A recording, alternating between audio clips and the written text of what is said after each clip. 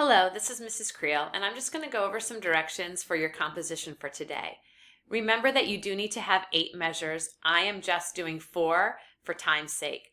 I did keep it in the key of C in 4/4. I chose this pattern 1, 2, and 3, and 4 to use. You do not need to use it on every measure, the same rhythmic pattern, but you do need to have something that is similar and used frequent in your piece. Also, notice that I did keep my notes closer together so I could sing or play them quite easily. I also made sure there were a couple of leaps. I have a minor third, I've got a perfect fifth, but everything's pretty close together. I also changed the the tempo of the piece to 80. It usually is at 120. Once you have your composition done, then please take the time to listen to it so we can listen to a little bit of Mrs. Creel's.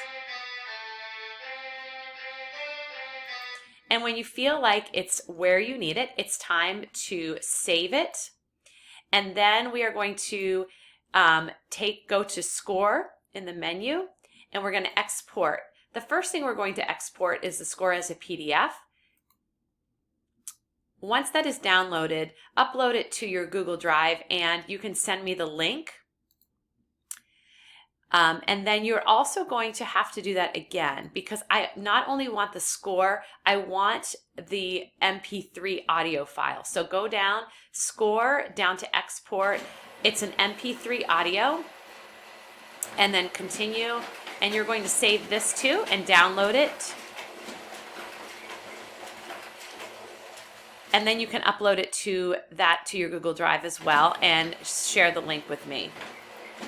The only other thing that you're going to need to do is write a brief explanation as to why you chose to compose the piece that you did. What was your hook? What did you use as like the repetitive part of the motif?